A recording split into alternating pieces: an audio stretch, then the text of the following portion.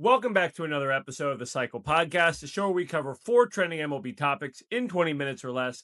Back with us, finally, and very missed, is Josh, aka Kablumski.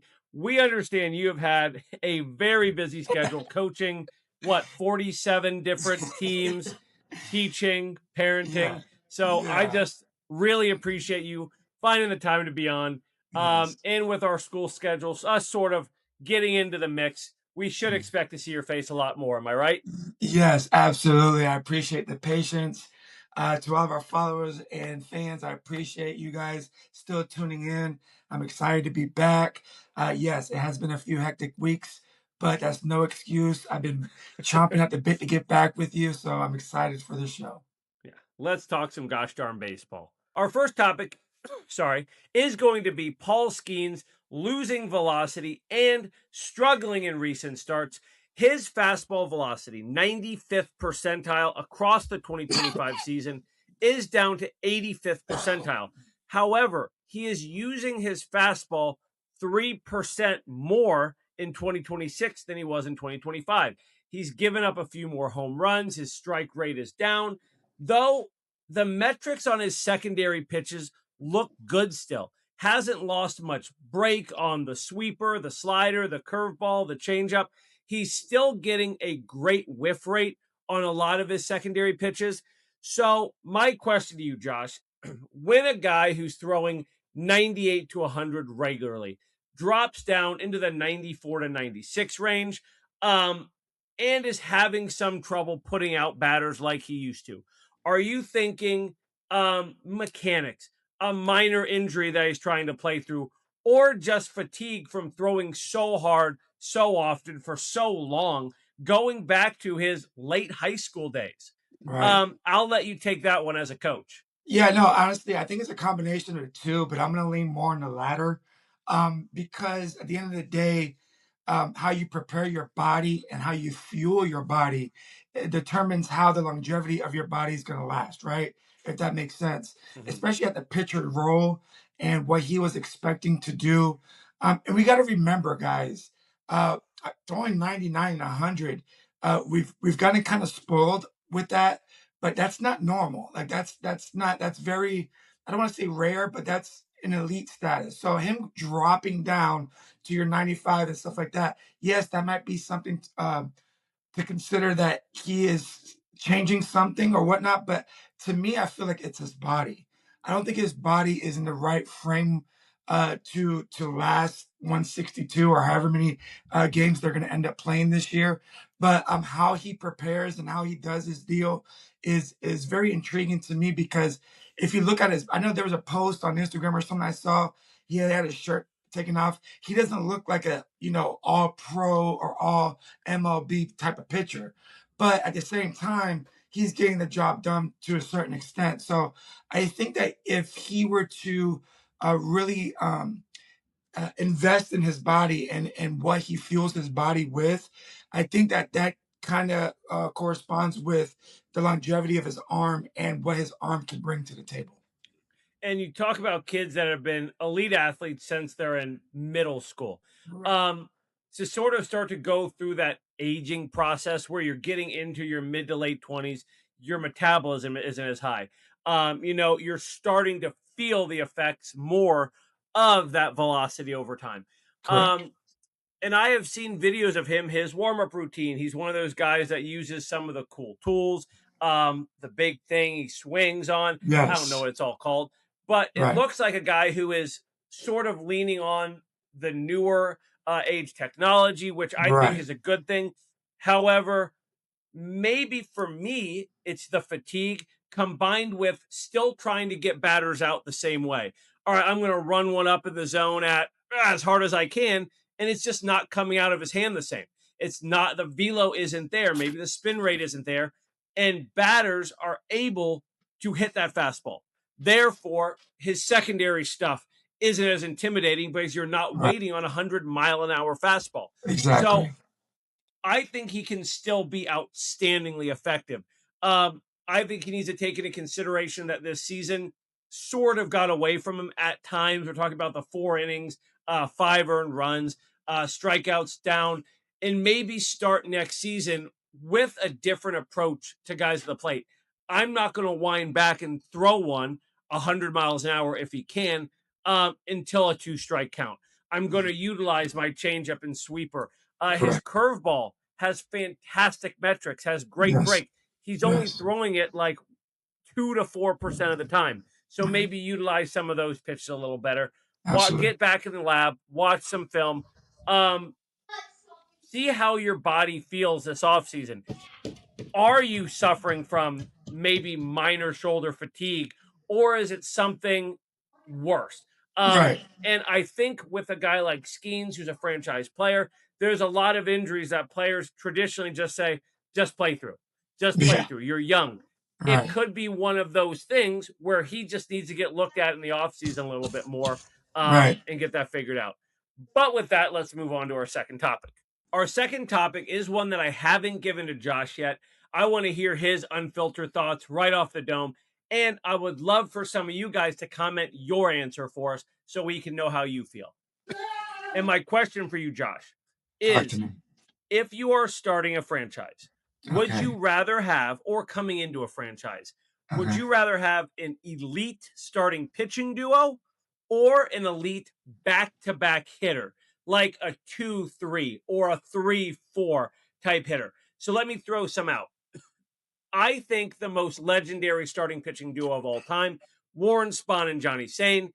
More recently, the Kurt Schilling and Randy Johnson years in Arizona. On the Yeah. hitting side, we can look at Manny Ramirez and David Ortiz, Right. or the most famous in history, Lou Gehrig hitting third, Babe Ruth hitting fourth.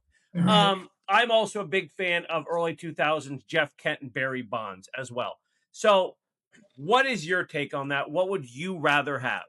Well, first of all, great question. Great Thank you. question. And I want to say this: Babe Ruth and Lou Gehrig never faced a Dominican pitcher It's or true. anybody else that's throwing 100 with some nasty stuff. So I get that they're legendary, and I want to pay my respects. But at the end of the day, they are Yankees, so I don't want none of that. So But you're not going to take Ramirez and and Ortiz I'm not either gonna because and I'm they're not Red Sox. exactly.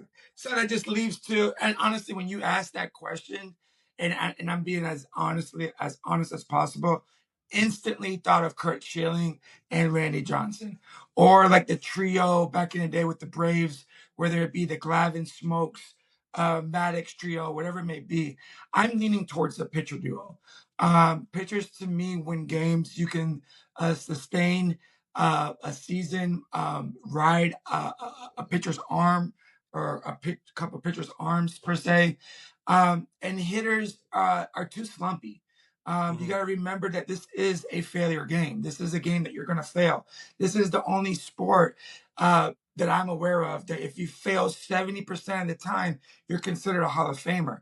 So Yeah. with those ups and downs and those peaks and valleys as a batter, get it. I get it. The Ramirez's of the world with David Ortiz. I mean, the A Rods with the Edgar Martinez. Like those are some great duos. I mean, I'm not throwing shade at the batters by any means, but you asked me personally, and I obviously, as a catcher, I'm thinking a battery, and pitching to me wins ball games. Is sort of the defense wins championships mantra that people use. And at the end of the day, a hitter can have a high peak, but it can come down as quickly as they went up. So whereas a pitcher can kind of stay consistent throughout, and they got a lot of more wiggle room on Yeah. how they fail at their craft, where they can still be somewhat dominant, even in a stint of where they're not at their peak, if that makes sense. And the elite pitchers, very rarely are they going to get absolutely shelled in a big game. Correct. Um, Correct. but for the sake of disagreeing, I'm going to go with the batters. Just kidding. I knew what you were going to say. I had the same exact take.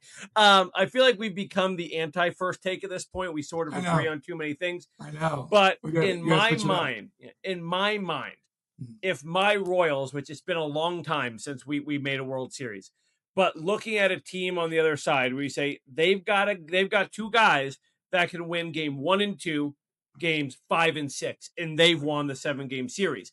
Right. That's how Arizona did it. That's how the Oh yeah. Drysdale Koufax years. Oh They yeah. would go into a 7-game series and say, we're going to go Koufax, Drysdale, lose, Koufax, Drysdale, win the World Series. Matt Cain and Tim Lincecum in 2010 had a hell of a playoff stretch. Zito Right. and Mulder and Hudson. That's what I think about when I think of unbeatable elite teams. Musina, Clemens, it goes on and on. I feel like there's so many World Series champions. If you look at their roster, you say, "Oh, it's because they had two guys that refused to lose in the playoffs on the mound." And I think it's the biggest advantage in all of sports to have Right. an elite 1-2 punch in the starting pitcher role. And So then if you look at the Dodgers, I don't mean to cut you off, but if you you're look at the good. Dodgers, just as recently as what was it, last year, the year before, Yamamoto, how many times did he pitch in the 3 times. series? And you know what I mean? So having a horse, a workhorse, and and guys, this starts at a young age. I mean, at the high school level where I'm at, if you have one pitcher and a possible two, you're gonna go deep. You're gonna go deep whether your bats show up or not. Having a workhorse, and that just carries on over into college ball, obviously pro ball as well.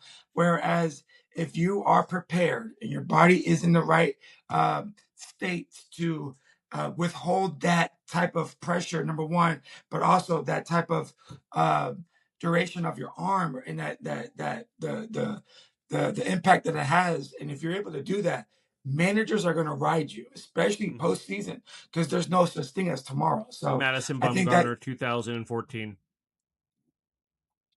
it's done. I mean, you can't Everything take you're that. saying is making me remember the bullpen swing open and Madison Bumgarner coming out. I'm like, oh my God, this dude just pitched like 2 days ago and kicked our ass, and now we have to do it again.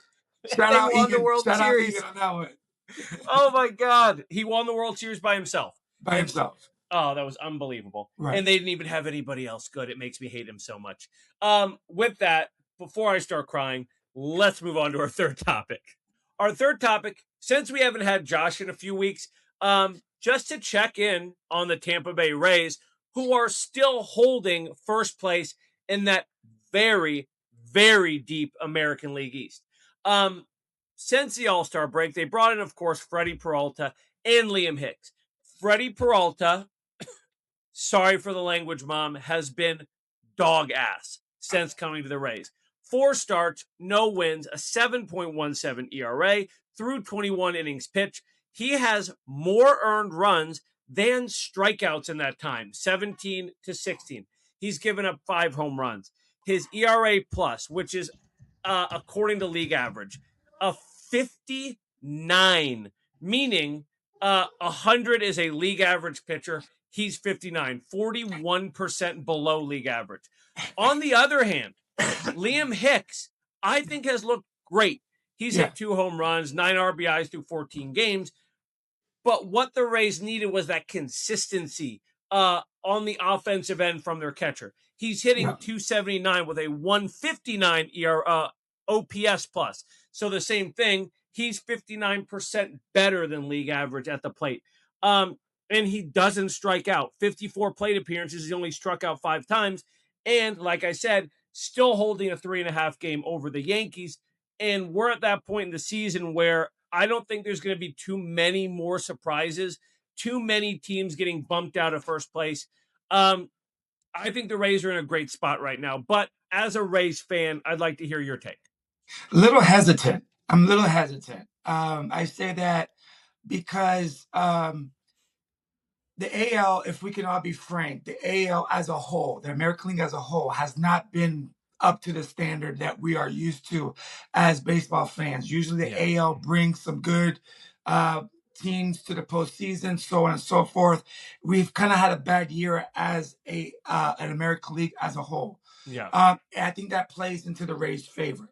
With that being said as well, these past couple of skids that we've had, I mean, you talk about losing to Baltimore 3 out of 4 in that series, losing a few to Toronto. We are literally single-handedly as an organization, and I'm speaking as a fan now, are keeping those 2 teams in the race. We're talking about 500 or sub 500. I should have checked those stats before, but I Yeah. mean, the Orioles and the Blue Jays are not superb teams.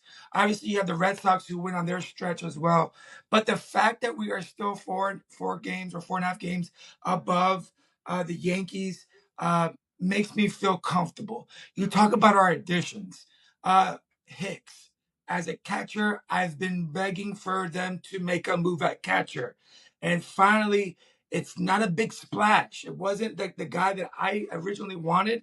And I kind of want to bite my tongue and say that I'm wrong on record I because I was was just looking. going to say that. I was I, just going to say that when I texted you about Liam Hicks, you were like, Eh, right, yeah, because I wanted somebody like a Hunter Goodman yeah. or like a Contreras or something like that. But as it stands today on Saturday when we're filming this, Hunter Goodman's on the IL right now, and Liam Hicks is just doing what he needs to do. What we were asking him to do. We're not asking for an amazing bat at the plate. Just do their job and play the brand of ball that we're accustomed to. He's a great fit for the locker room. Um, got a good crash course of our pitching staff. And talking about our pitching staff, Fastball Freddy, how bad are the Mets organization and the pitching staff over there, the coaching staff for the pitchers over there? When you talk about a guy that was third in the Cy Young, I believe, the previous year, Yeah, I know and he's at now you're least talking top about five. Yeah. at least top five. And you're talking about a guy that cannot find anything. If let me tell you something, and I say this unbiasedly as possible, if Snyder cannot fix you, our pitching coach for the Rays, it's gonna be a tough go to find a job somewhere else because Snyder to me is an equivalent to like a quarterback whisperer in the NFL. He's a pitcher whisperer. And I'm so happy that he is a part of our coaching staff because he's helped so many of our pitchers develop first of all, but continue that development and continue and maintain that excellence throughout. So overall, though, as I close, I know we're running out of time. We have 33 games, 33, 32 games. I know we're playing a game right now, and we're up by 2. But let's say we win 10 games. We win 10 games. That puts us as an 86 win team. Okay. And I feel comfortable with us going into the postseason as such. I feel comfortable that we can hold off our opponents. Mind you, that's 10 games out of 33. We've gone on stints where we've gone on runs, 10, 12 wins, 13 out of 15. So we can easily turn it around. I hate to say this, but our pitchers and our pitching staff was one of our main focal points of our organization. And lately it has been kind of the what are you guys doing show over there. And I want to believe that not only is Snyder going to fix it, but I want to say that they're going to fix it in a timely manner so that when we hit into October, we hit the ground running and continue what they've been doing all along. Yeah. But I think that 10 wins, I'm not asking for much, but I think 10 wins is the magic number for the rest of the 33 games that we have left to really solidify ourselves, not only in our division, but really set ourselves up with a good little bit of momentum going into to October and really make a name for ourselves and hopefully make a push for the World Series. But I'm not I too, would expect you to win 20 of those 33 and or that's what I'm 15 saying. at That's what I'm least. Yeah. saying. Right. 15 games, you put us at 91 wins. So Yeah. you break that 90 marker. So I'm not, that's what I'm saying. I'm trying to be as realistic as possible, but knowing that the opportunity is there. So 10 wins, I'm not asking for much. I think that puts us in the right spot.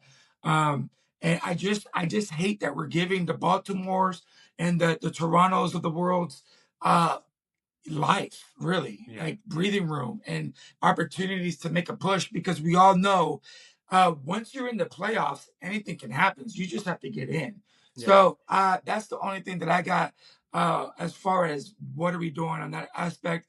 But I am confident enough that we have a good team to make a push and really, close the door on the Yankees and set ourselves up for October. Absolutely. And I was on the same boat as you. I thought Freddie Peralta is going to go to the Rays. Maybe we'll have one or two shaky starts, and then they're going to get him right because it's Freddie Peralta, and it must be a simple fix. But something's wrong with him up here Out or there. in his body. The Mets I mean, they are a team that's been jinxed with a lot of injuries. Maybe it's something deeper. Maybe it's the coaching staff. Maybe it's the trainers. Maybe it's just a poor organization. Um, and I would lean toward that. I think the Mets are a really, really bad organization Yeah. that spends a whole lot of money. But with For that, those. yeah, let's move on to who's hot. We're on to our final topic, who's hot. And I have one that I am surprisingly happy to be bringing up.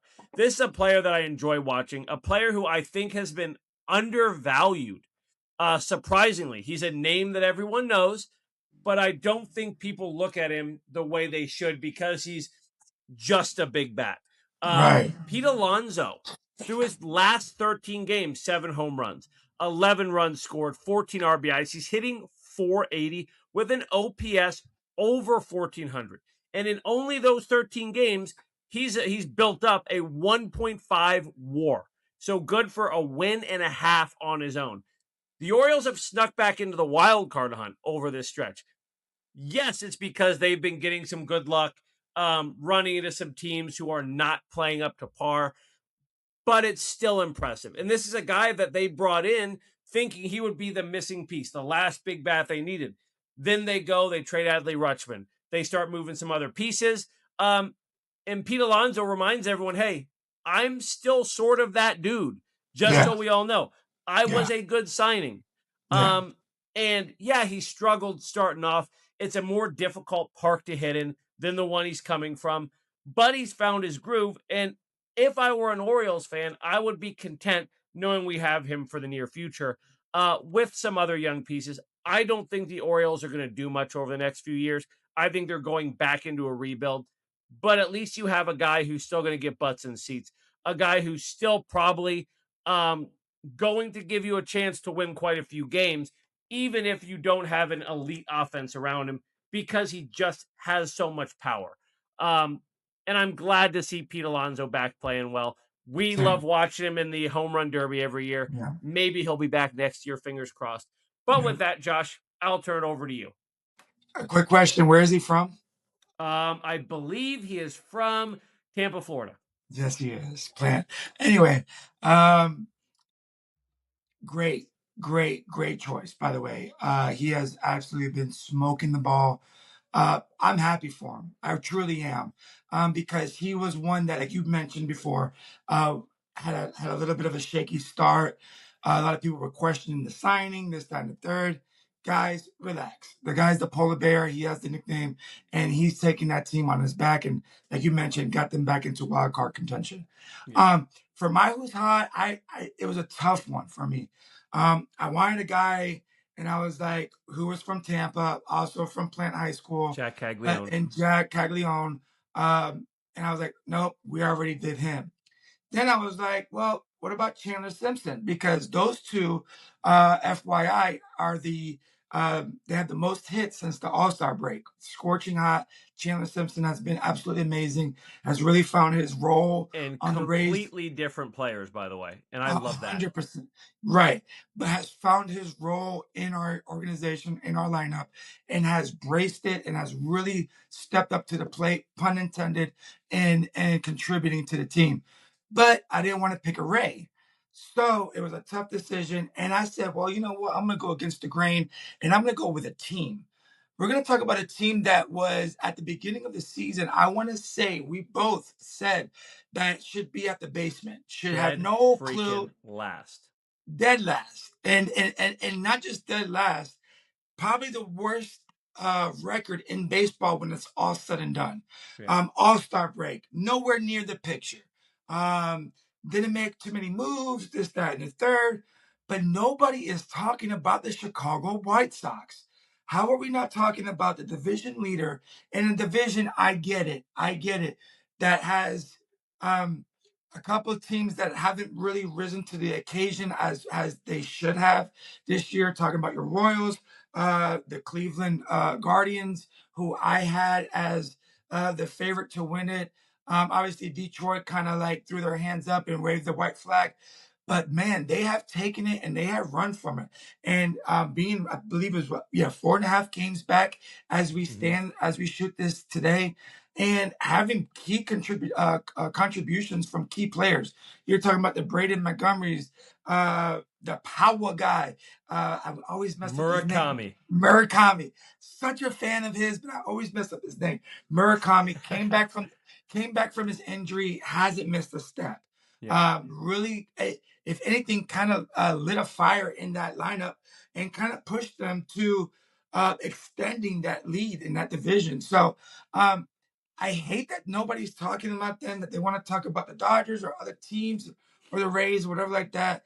But I love, if I were a White Sox fan, I love that. Don't talk about us as we fly underneath the radar, as we win our division. And like I mentioned before in the last segment, who knows? Just got to get into the playoffs. Who knows what'll happen from there? Yeah. And Colson Montgomery freaking terrifies me as a guy in the AL Central. 27 home runs so far, 72 RBIs in his age 24 season. Yes. Then they've got a potential perennial 40 home run a year guy in Murakami. Chase Mydroth has sort of bounced back. Last year, I remember watching. Vargas. Yeah, Miguel Vargas. Randall Grichuk has been playing well for them. Right. I just remember Chase Mydroth taking a 15-foot pop fly off the forehead last season and saying, "This guy sucks." Yeah. He doesn't suck, newsflash. No. So yeah, keep an eye on what are they doing there to develop these players so well? Whereas in years past, you'd say, "Oh, guy's going to come up with the White Sox. He's going to be awful. He's going to go somewhere else, and he's going to be outstanding." Correct. Now it's the opposite. They are reviving careers in Chicago, and I hate it. But when the playoffs start, like I always do, I'm going to be rooting for whoever comes out of the AL Central, if it's not the Royals anyway. But with that, let's wrap this one up. Josh, thank you so much for coming on. We love having you. Nice.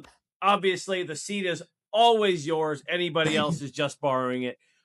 Make sure to leave us a comment answering our starting pitching versus batting duo question. Yeah, absolutely. And turn on notifications so you never miss an episode. Season's coming to an end here within the next 2 months. We have a ton of great playoff content wrapping up the season as well. Josh, take us home. Yeah, man. Thank you so much for having me, guys. I'm so happy to be back. Thanks for the support. Make sure you like, subscribe, tell a friend to tell a friend to tell a friend to watch out for our show. I'm just happy to be back. Again, like John said, write down some answers or give us some questions so we could talk about the next episode. And I look forward to being a part of it again, baby. Absolutely. We'll see you next time.